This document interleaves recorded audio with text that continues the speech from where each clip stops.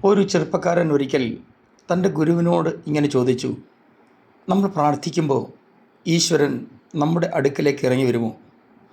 ഗുരു മറുപടി കൊടുക്കുന്നതിന് പകരം അവനോട് മറിച്ചൊരു ചോദ്യം ചോദിച്ചു. അത് ഇങ്ങനെയായിരുന്നു: നീ പ്രാർത്ഥിക്കുകയോ പ്രാർത്ഥിക്കാതിരിക്കുകയോ ചെയ്താൽ നാളെ സൂര്യൻ ഉദിക്കുകയോ ഉദിക്കാതിരിക്കുകയോ ചെയ്യുമോ? അവൻ പെട്ടെന്ന് തന്നെ ഗുരുവിന് മറുപടി കൊടുത്തത് ഇങ്ങനെയാണ്: അതെങ്ങനെയാണ് അത് സംഭവിക്കുന്നത്? പ്രപഞ്ച നിയമമാണ് സൂര്യൻ ഉദിക്കുന്നത്, അത് എൻ്റെ പ്രാർത്ഥന കൊണ്ടല്ല.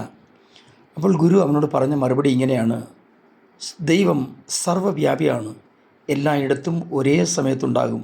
അത് നിൻ്റെ പ്രാർത്ഥന കൊണ്ടൊന്നുമല്ല, അത് ദൈവിക നിയമമാണ്. അപ്പോൾ ആ മനുഷ്യൻ, ആ ചെറുപ്പക്കാരൻ തിരികെ വീണ്ടും ഒരു ചോദ്യം ചോദിച്ചു: അങ്ങനെയാണെങ്കിൽ നമ്മുടെ പ്രാർത്ഥന കൊണ്ട് എന്താണ് പ്രയോജനം? പ്രാർത്ഥിച്ചില്ലെങ്കിലും ദൈവം ഇവിടെ തന്നെ ഉണ്ടെങ്കിൽ എന്തിനാണ് പ്രാർത്ഥിക്കുന്നത്? ഗുരു അവന് കൊടുത്തത് ഇങ്ങനെയാണ് മറുപടി: നീ പ്രാർത്ഥിച്ചാൽ ദൈവസാന്നിധ്യം നിനക്ക് അനുഭവിക്കാൻ കഴിയും. ഈ ലോകത്തിൽ സൂര്യൻ ഉദിക്കുന്നത് അല്ലെങ്കിൽ അങ്ങനെ ഒരു കാര്യം സംഭവിക്കുന്നത് നിനക്ക് കാണണമെന്നുണ്ടെങ്കിൽ, അല്ല പ്രഭാതം നിനക്ക് കാണണമെന്നുണ്ടെങ്കിൽ നീ രാവിലെ എഴുന്നേൽക്കണം എന്നതുപോലെയാണ് നിൻ്റെ പ്രാർത്ഥന മുഖാന്തരം മാത്രമേ ദൈവസാന്നിധ്യം നിനക്ക് അനുഭവിക്കാൻ കഴിയൂ. ദൈവത്തെ നമ്മളാരും വിളിച്ചുണർത്തേണ്ട കാര്യമൊന്നുമില്ല. കണ്ണടച്ചിരിക്കുമ്പോൾ വെളിപ്പെടുന്ന ഒരു അത്ഭുത പ്രതിഭാസമൊന്നുമല്ല ദൈവം. മനസ്സിലായോ? അതായിരുന്നു ഗുരുവിൻ്റെ ചോദ്യം. ദൈവത്തിൻ്റെ സ്വരൂപത്തിലും സാദൃശ്യത്തിലും സൃഷ്ടിക്കപ്പെട്ട മനുഷ്യനെ കാണുമ്പോൾ നീ ദൈവത്തെ കാണുന്ന പോലെ കാണണം.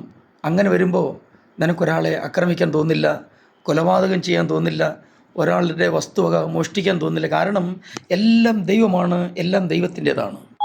അതുകൊണ്ട് പ്രിയരെ, മറ്റുള്ളവരിൽ നമുക്ക് ദൈവത്തെ ദർശിക്കാൻ കഴിയട്ടെ. അങ്ങനെ കഴിഞ്ഞാൽ ഈ ലോകം എത്ര സമാധാനമായി മുന്നോട്ട് പോകും. നമുക്ക് സമാധാനത്തിൻ്റെ ഭാഗമാകാം. ദൈവം നിങ്ങളെ അനുഗ്രഹിക്കട്ടെ.